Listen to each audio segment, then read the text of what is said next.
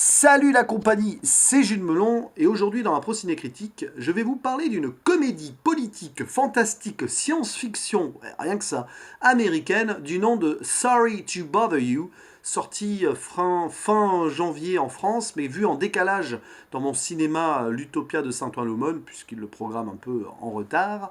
Mais ça tombe bien, parce que j'avais coché ce film, il m'avait, on va dire, attiré par son synopsis, son avant-propos et son trailer, quelque chose d'assez énigmatique. Et puis quand j'ai vu que c'était estampillé science-fiction et à la fois comédie politique et tout, je me suis dit waouh, il y a quelque chose derrière à creuser.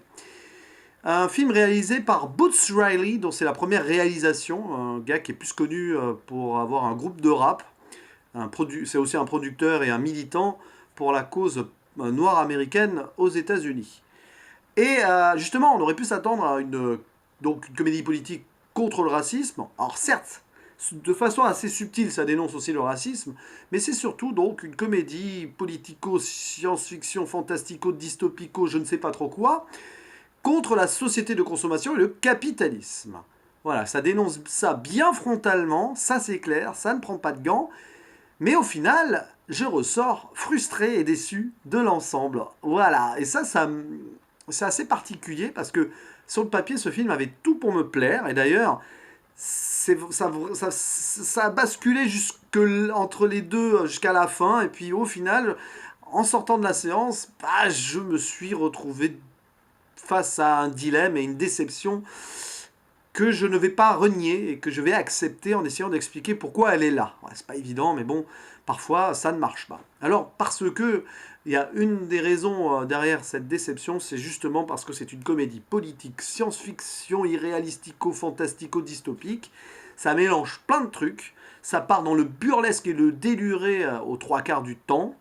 Et c'est à cause de ça, selon moi, que le message que le film veut faire passer, un message pourtant important et indispensable, eh ben, perd toute sa force à vouloir trop en faire et en faisant partir le film dans des méandres et des dédales improbables à plus d'un moment.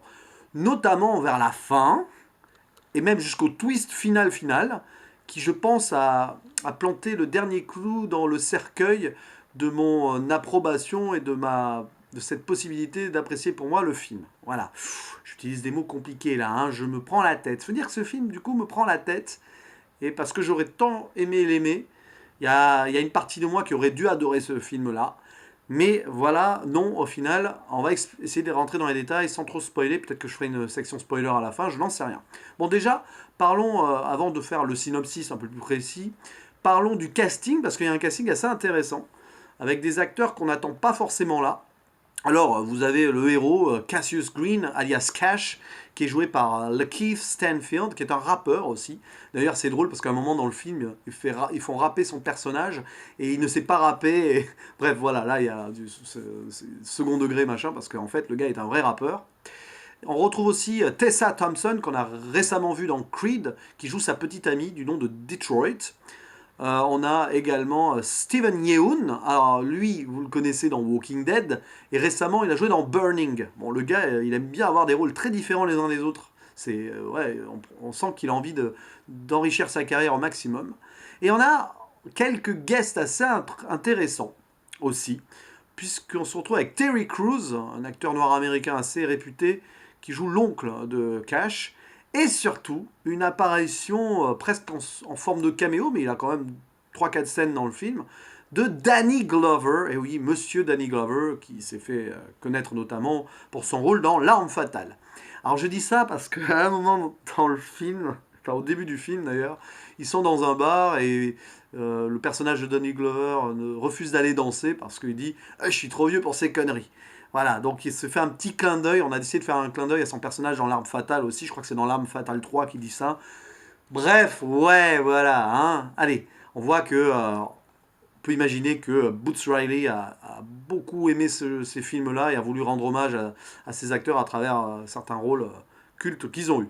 Bref, alors l'histoire donc de cette comédie science-fiction politique qui veut dénoncer le capitalisme et la société de consommation, elle tourne autour donc d'un certain Cassius, pas Smith, mais Green, excusez-moi, Donc qu'un gars qui a des dettes, qui vit chez son oncle, qui a un loyer de retard, enfin plusieurs loyers de retard, voilà, bref, c'est la dèche.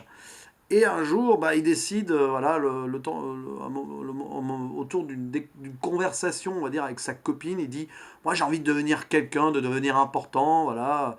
Est-ce que t'as pas peur de la mort? Ouais, moi j'ai envie de laisser une trace dans la vie. Bon, bref, alors que sa copine, elle est plus en mode carpe diem, etc. Bref, il décide de réussir sa vie professionnelle et se fait engager, en essayant un petit peu d'ailleurs de tricher sur son CV. Mais il arrive quand même à se faire engager dans une agence, dans une société de télémarketing. Voilà. Et ça marche pour lui.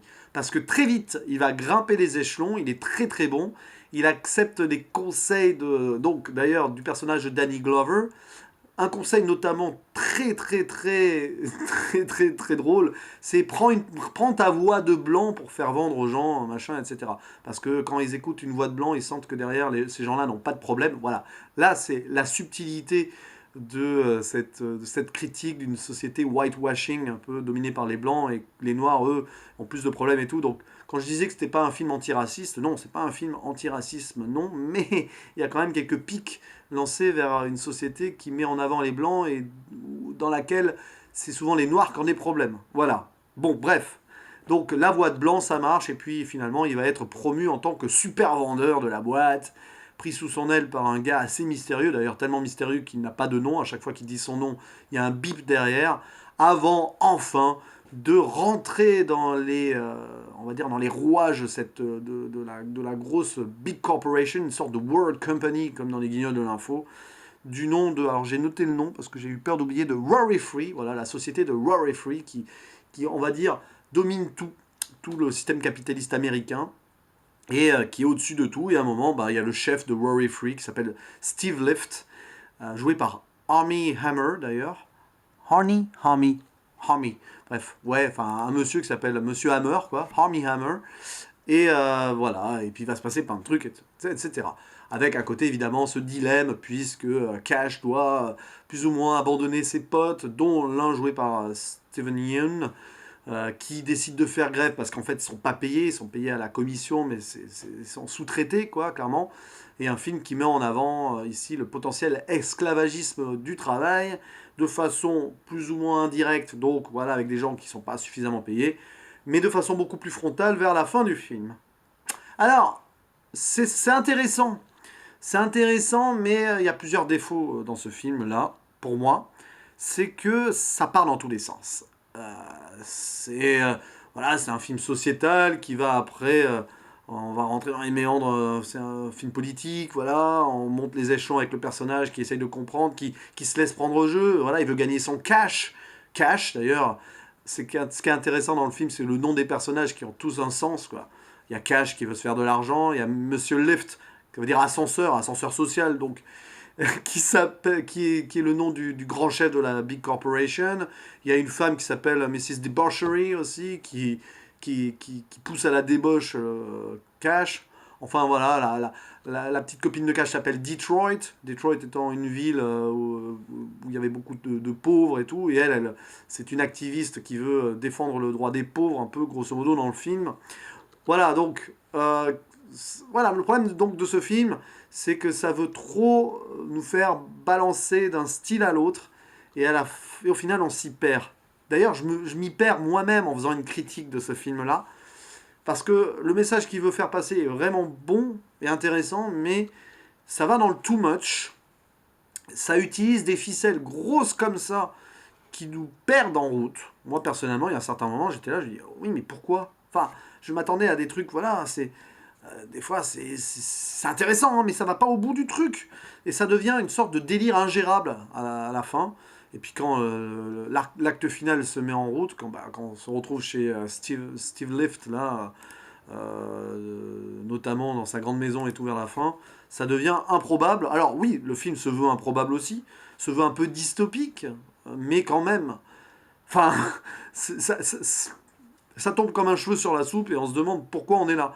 Alors c'est vraiment dommage. Et à cause de ce genre-là, d'ailleurs, donc je trouve que le message perd en profondeur et en coup de poing. Alors oui, c'est un film complètement politiquement incorrect, hein, attention, hein, ça c'est bien. mais à vouloir trop en mettre et à vouloir trop aller dans le politiquement incorrect, ben en fait le message passe moins bien aussi. C'est assez paradoxal, je trouve. Donc c'est un exercice de style qui est assez périlleux, qui pour moi est mal dosé. Et je suis ressorti de là. Alors pourtant, par plusieurs fois dans le film, je me suis dit, ah c'est bien quand même et tout, il y a de l'humour. Voilà, quand il doit prendre cette voix de blanc là et tout, c'est trop drôle. D'ailleurs, la voix de blanc du personnage principal est doublée par un acteur connu. J'ai reconnu j'ai reconnu sa voix et je suis allé chercher du coup. Alors du coup, j'ai regardé avec vous parce que je suis pas allé au bout de ma recherche avant de lancer la vidéo. C'est un procédé critique après tout. Ah oui, David Cross, un humoriste qui fait beaucoup de voix ou de rôles secondaires dans les comédies américaines. Voilà, j'avais reconnu la voix, je me suis dit, mais tiens, ça ressemble à cette voix-là, j'ai entendu cet acteur, et en effet, c'est lui qui va doubler, donc, parce que dès qu'il est qu'il a monté l'ascenseur social, dès qu'il devient un super vendeur, etc., bah, il parle avec une voix de blanc. Oui, c'est doublé, d'ailleurs, c'est assez maladroit parfois, mais ça rajoute au burlesque global, donc on comprend pourquoi c'est là. Bon, ouais, ça part dans tous les sens et c'est difficile à analyser. Et pourtant, il y a des choses intéressantes dans le film. Mais à vouloir trop mélanger des choses dans l'intrigue, on y perd aussi sur les personnages. Parce qu'autant le personnage de Cash est plutôt bien travaillé, quoique quand même on aimerait avoir plus de profondeur sur celui-ci, clairement.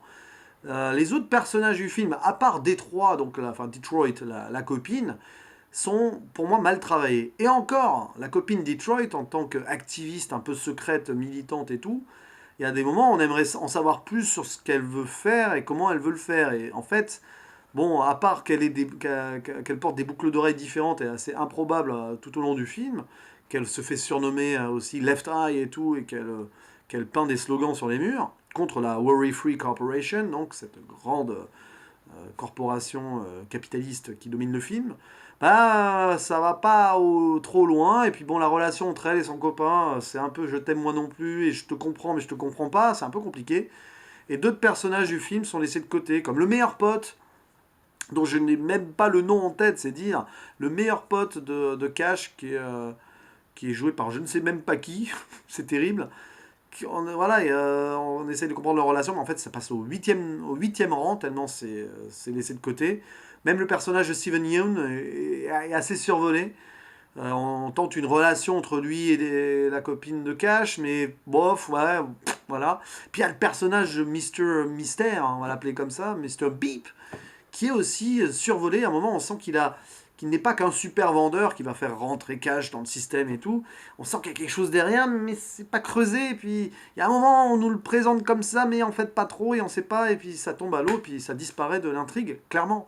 Donc voilà, c'est un film qui veut trop en faire et qui a trop voulu être original. Alors oui, il est original le film.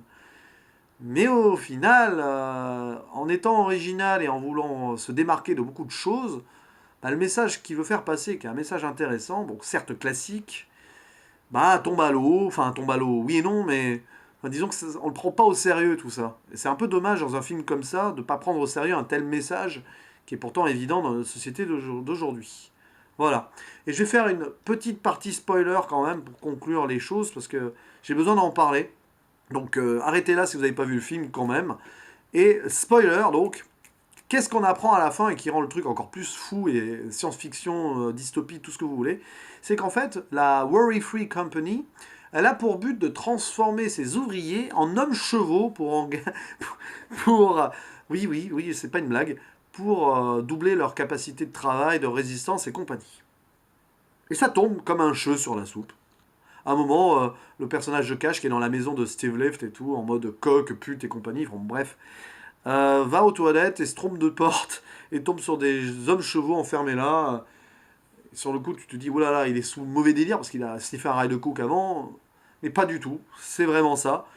Et en plus, Steve Lift lui propose de devenir le chef, le Martin Luther King de ces hommes chevaux pour contrôler une éventuelle rébellion derrière. Ah, ça c'est drôle et c'est intéressant comme truc, mais voilà, ça arrive comme ça dans les 30 dernières minutes du film et tu te dis, mais why quoi. Enfin, pourquoi on arrivait. Enfin, à quoi ça sert d'aller aussi loin au final? Je ne sais pas. Pour moi, ça n'avait pas besoin d'aller aussi loin. Jusqu'à là, le film, finalement, j'étais prêt à lui mettre entre 6 et 7. J'étais là en mode, ah ouais, bon, je vais pas le mettre parmi mes films préférés, loin de là. Mais bon, il y a quand même des trucs qui passent. Bon, c'est vrai que c'est un peu loufoque et tout, mais alors là, ça a suffi à me rendre, enfin, à me frustrer, à me décevoir finalement de l'ensemble. Voilà, les hommes chevaux, puis à la fin, bah, il y a le piquet de grève devant la compagnie de télémarketing et tout. Finalement, les hommes chevaux viennent aider les grévistes. Et puis, bah, le twist final, en moment, alors, un peu avant, Steve Leaf lui dit, voilà, moi, pour transformer les hommes chevaux, on va leur faire sniffer un truc. Et là, Cash, il dit, oh non, mais en fait, ce que j'ai sniffé avant, c'était pas de la coke. D'ailleurs, je ressens pas les effets et tout. Puis il dit, mais si, c'est de la coke et tout, t'inquiète pas. Puis voilà, plusieurs jours se passent, et puis à la toute fin, alors que tout va bien, Happy End, etc. D'ailleurs, Happy End, un petit peu brutal aussi, et ben en fait, bah, Cash se transforme en homme cheval. Et puis bah, la toute dernière scène, c'est qu'il va se venger de Steve Lift avec ses copains hommes chevaux. Pas content, machin, tout ça. Voilà. Bon. Bah ouais, ok. Alors, il a mis plusieurs jours à se transformer, donc il n'avait pas pris de la coke, il avait bien pris le truc qui allait le transformer en homme cheval, ok. Oh là là. Bref, vous l'avez compris, je suis frustré et déçu de Sorry to Bother You, qui avait pourtant tout pour me plaire, qui avait des choses là-dedans intéressantes. Autant les acteurs se débrouillent plutôt bien, c'est assez divertissant, ça c'est clair, mais vu le message que ça veut faire passer, et vu le bordel et les proportions que ça prend au niveau de ce bordel-là, bah tu ressors de là, enfin moi personnellement je suis ressorti de là en étant... Bah, je suis resté à côté, quoi. Et c'est dommage, parce que sur ce genre de film-là, j'aime bien être happé et me dire, ouais, là, il y a un bon message qui est passé, c'est politique, c'est intéressant, c'est coup de poing, il y a quelque chose de cool voilà, à retenir de tout ça et à analyser, mais au final, en fait, j'en viens à analyser, et ça prouve d'ailleurs à quel point cette impro ciné critique a été difficile à faire. Je pense que le résultat final sera horrible à regarder, mais peu importe. Je suis là, je suis perdu après avoir vu ce film.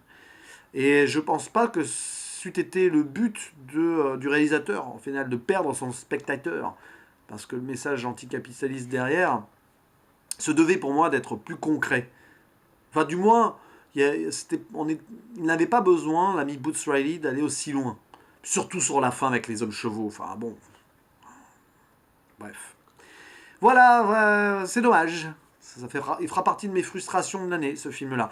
On peut pas tout aimer non plus. On peut pas, voilà, on peut pas s'extasier devant tout. Je suis humain, je peux aussi passer à côté d'une œuvre que peut-être beaucoup de gens aimeront, mais bon, tant pis, c'est pas grave. J'assume. Allez, à la prochaine. Ciao.